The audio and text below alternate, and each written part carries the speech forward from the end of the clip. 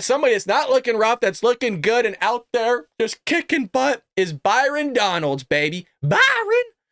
He rips Obama over his economic claims, and I love that Byron's coming out, especially after Barack Obama comes out and rips black men for basically not shilling for Kamala Harris. Well, maybe they're kind of waking up to the fact that they've been panderized or they've been pandered to by the Democrat Party for decades now. And maybe they've kind of had enough of it, where Republicans and conservatives aren't willing to offer people handouts. You got to work for what you get. I'm not saying everybody has equal opportunities and equal access to things, but you're given a certain set of cards, and it's what you do with those cards to determine if you're going to be successful or not in this country. And by the way, you could pretty much be dealt any hand of heart cards and basically be successful in this country. But here's Barack Obama, and here's Byron. He didn't do nothing except those big tax cuts.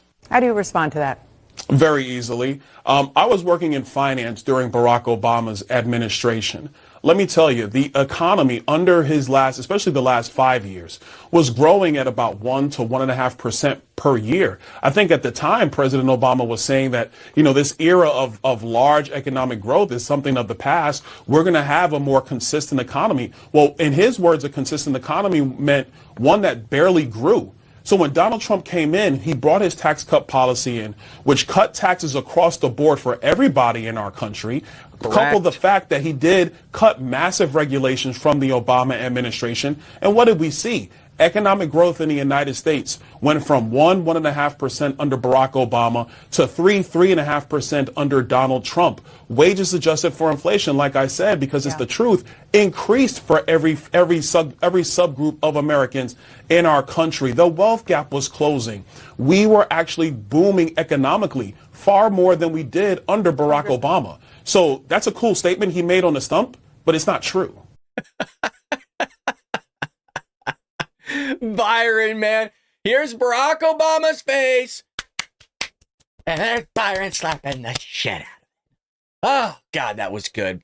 And I love the fact, again, that you have a black man coming out, sitting there, and recognizing the fact that a lot more people are prosperous under Donald Trump. And the reason why I'm just emphasizing the race, because you all know at this point that race means nothing to me, is because the Democrat Party love to make everything about race. Everybody, by far, was doing a lot better under Donald Trump. And the Democrat Party will sit there and lie to the American people saying, Donald Trump's tax cuts only help the wealthy.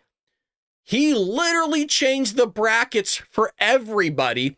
On average, Americans were saving 3% on average. Everybody. Unless you jumped up a tax bracket because the economy was doing so freaking good that you were actually making more money. You don't see anybody jumping in the next tax bracket very much under Biden's administration.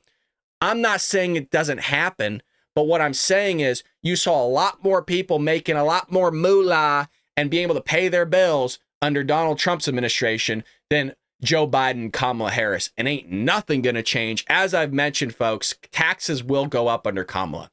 She's a Democrat. Naturally, they wanted to have it go up. They want to pay for all sorts of things. You think all these illegals living here, the 25 million that we have, are going to sit there and pay themselves? Of course not. And so she comes out and says, well, Donald Trump needs to have a cognitive test. Donald Trump needs to have a cognitive test. We saw that the other day. Did we not, Patriots? She sat there and said this guy should release his medical records. We haven't seen his cholesterol, as if that has anything to do with it. And why don't you sit there and release Joe Biden's cognitive test, you dimwit? You're the one that's his vice president that's covered this up. So I don't need to see Donald Trump's cognitive test. I don't see him slurring his words, fighting with his teleprompter, looking for dead people, falling up a flight of stairs, falling off his bicycle stationary, seeing dead people, looking for dead people in the crowd, allegedly taking photos with people that weren't even at the event nor the same state that he's claiming they were in. And Kamala, you fight with your teleprompter as well. You can't answer basic questions, which is why you don't do all these interviews at like Bloomberg, or you only go on these family-friendly Democrat sites and channels like ABC, right? You guys only sit there and have your shill. Prior press secretary, I believe he was, what's his name? George Stephanopoulos. So Trump comes out and says, Well, maybe Kamala should take a cognitive test. I love it. You want me to take one? You take one too. And by the way, he's already done 2 or 3 of them when he was president. I love this. Again, the gaslighting is unreal. The gaslighting is just through the roof. Former President Donald Trump said on Sunday night that Vice President Kamala Harris should take a test on cognitive stamina and agility. And by the way, if she's going to take one, can we kill 2 birds with 1 stone and go ahead and get Joe Biden in that same room? Because I want to know what's going on with him. Arguing that her slow and lethargic answers during interviews are concerning. Love Trump. I love him. He's just so good. The physical and mental resiliency required to successfully execute the duties of the presidency.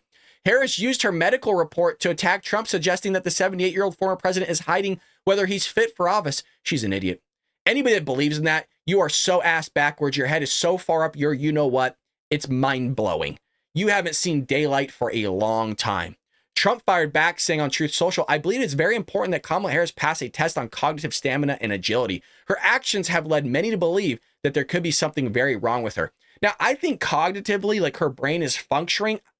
I just think it's misfiring.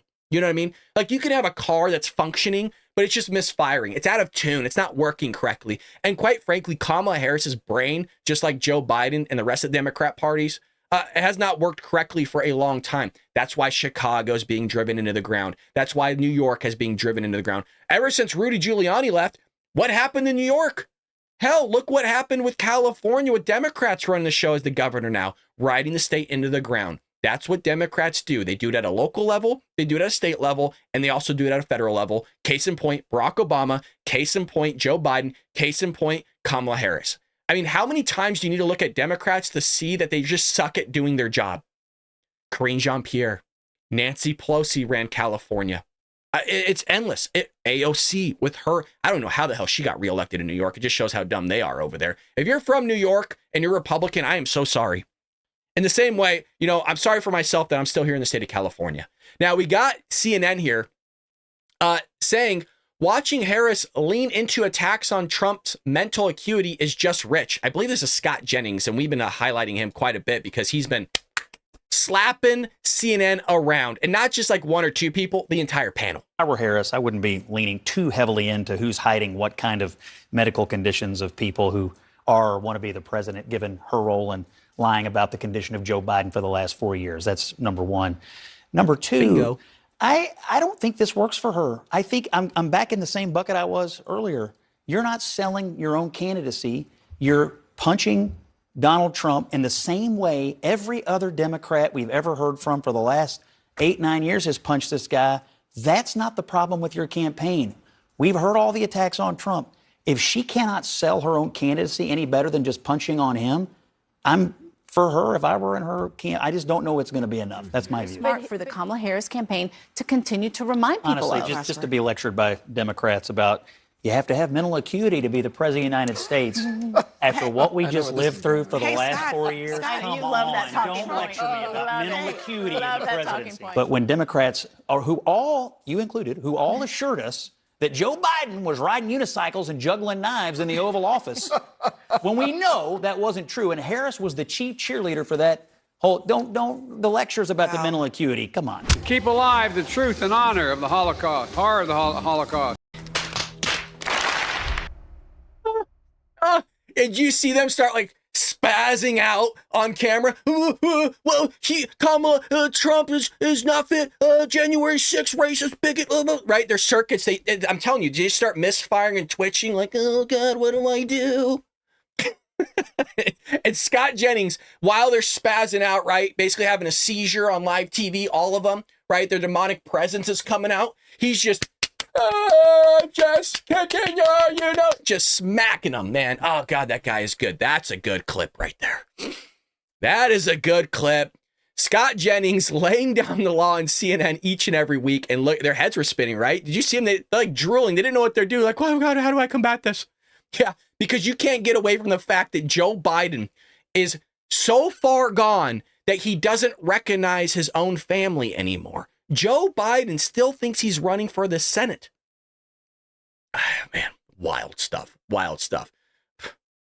Joe Biden might, honest to God, think he's still running for president. If you're enjoying the show, folks, hit that like button. Again, it really does support us. We're also over at Twitter if you want to follow us over there, and TikTok. Make sure you check us out on all platforms.